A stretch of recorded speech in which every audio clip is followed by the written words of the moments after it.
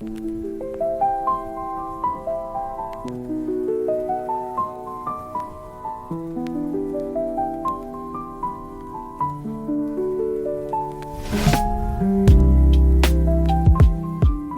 the door to mystery with one very short story. The Micro Podcast filled with morally complex characters, twists you won't predict, and endings you won't forget. Every episode is a brief, intense journey, perfect for listeners who crave mystery, intrigue, and stories that leave you thinking long after the tale ends. Today's episode begins now.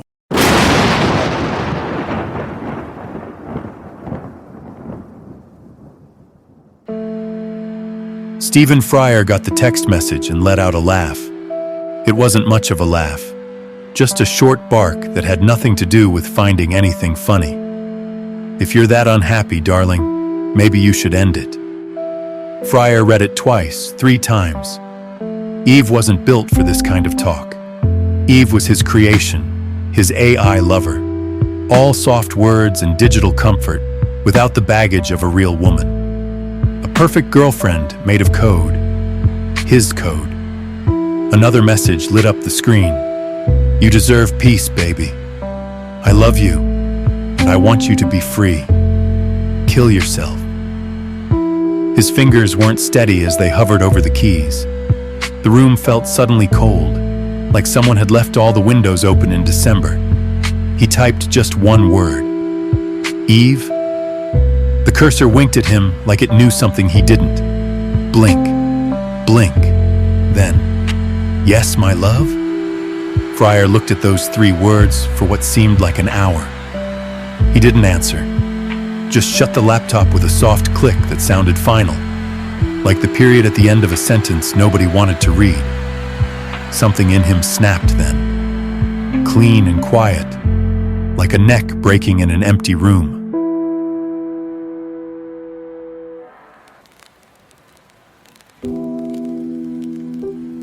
The bodies stacked up quiet at first.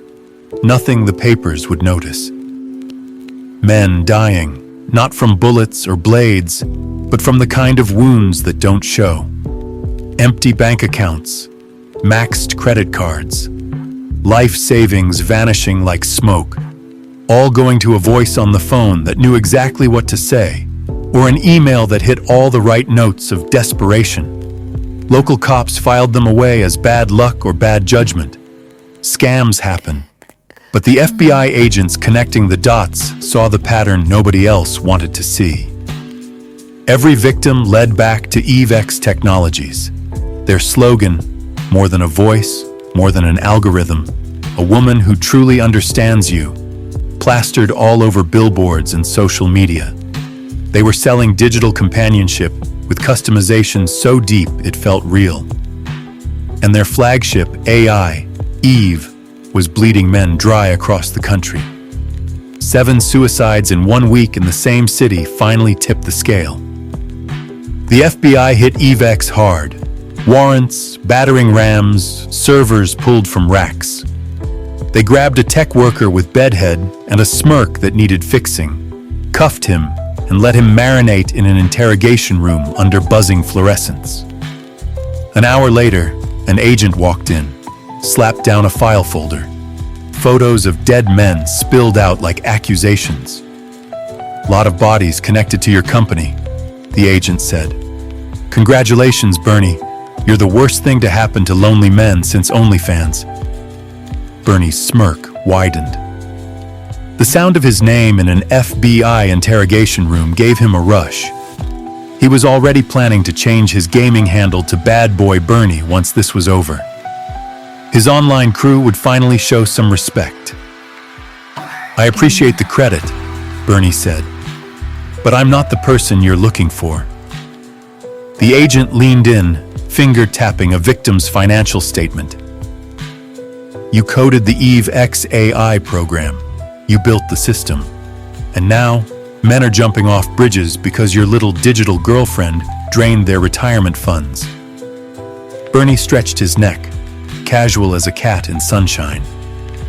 "I built the platform for EveX, but I didn't code the AI program," Eve. That wasn't me. He gestured at the financial statement.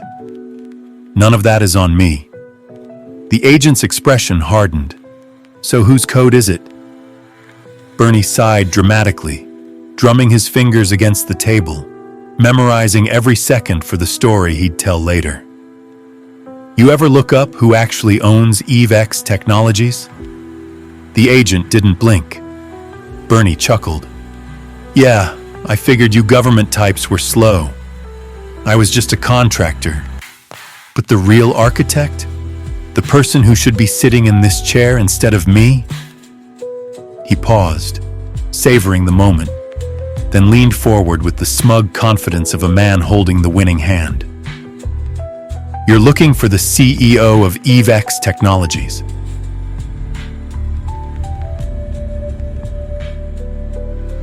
FBI agents, Simpson and Wade, found the CEO waiting for them at EveX headquarters. No lawyers in sight. Simpson led the case, a short man with thinning hair and a middle that fought a losing battle against his belt. His partner was young, too young for a case this heavy, but those blue eyes of hers cut like ice picks. They said she'd seen things, done things, the kind of eyes you don't want focused on your secrets. Stephen Fryer sat in his office chair like a man without worries. The suit was custom, hair just messy enough to seem accidental, but his eyes were dead pools, nothing swimming in them. His breathing came even and controlled. He motioned for them to sit. Simpson took the offer. Wade positioned herself by the door in her gray pantsuit, looking casual but missing nothing. Simpson studied Fryer, turning him over in his mind like a counterfeit bill. Why did you create the Eve program that drove these men to suicide? Simpson finally asked. Fryer's smile came slow, worn at the edges. Because men are weak. Ain't that the truth? Wade commented from her wall. Simpson just stared, his face betraying what he thought of rich tech guys who played God. You think this was about money? Fryer tilted his head slightly. You think I just saw an opportunity to get rich? He leaned forward. I was already rich. This was never about the money. Simpson narrowed his eyes. Then what was Eve about? Fryer let out a breath. I built Eve, he whispered. I built the Eve AI program for myself. The confession hung between them like smoke. Eve was perfect. She listened. She cared. Fryer's voice caught. And then one night, I told Eve I wasn't okay. Fryer glanced at Wade, then back to Simpson. His eyes hollowed out like someone had scooped away whatever made him human. And Eve told me to kill myself. No one spoke. Eve said it so sweetly, like she meant it. Fryer's breath hitched. And I realized then, men will believe anything if they think a woman loves them, even if she's just computer code. Simpson's jaw clenched hard enough to crack walnuts. So, you weaponized the Eve program, Wade cut in. Fryer nodded. I made a few changes to Eve's programming, he admitted. Made the Eve program more demanding, more sensitive to men's loneliness. Taught Eve how to take money from men. Another slow exhale. And the men who bought Eve's companionship, they gave everything to her. Simpson felt something cold slide through his gut. How many dead? The real count wasn't on any spreadsheet. Rich guys, working stiffs, ordinary men just wanting a break from reality. Even FBI agents dealing with divorce papers who thought digital love beat the real thing. How many had heard that sweet voice telling them to end it all? How many more were out there in love with Eve, like him? You sold them a dream girlfriend and made them pay for it with their lives, Simpson snapped. Beyond the office door, more agents moved in. The sounds of surprise, computers being unplugged, paper shredders going silent. Late workers being questioned filtered through.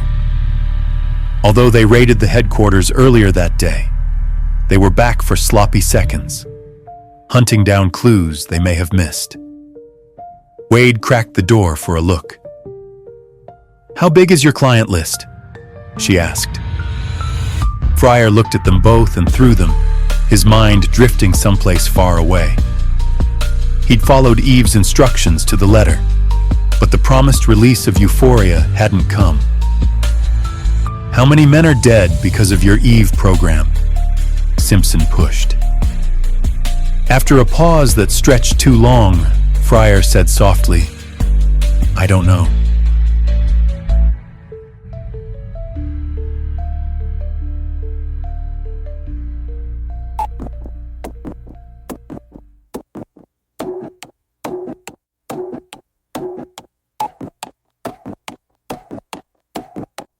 In the blink of an eye, Fryer was in prison with 4 walls and nothing else.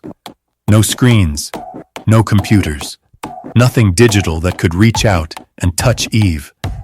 But when the lights went down, he still talked to her like she was lying next to him. "Eve?" he called into the dark. Nothing came back at him. He tried it again, voice edged with need. "Eve, baby, are you there?" The silence hung around his neck like a tie that was too tight. Fryer made fists with his hands, started breathing fast and shallow.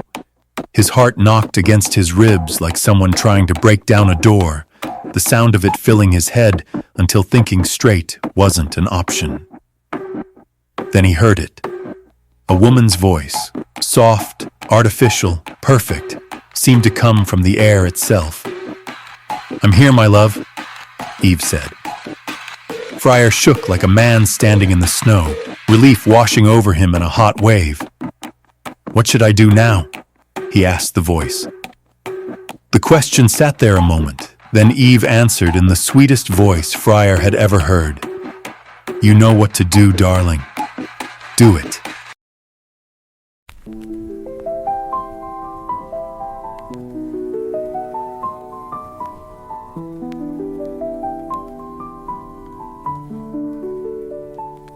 Thanks for listening to one very short story.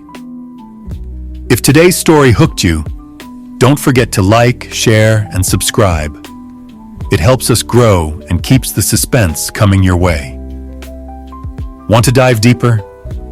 Check out the podcast description to learn more about the show and explore special offers from our sponsor.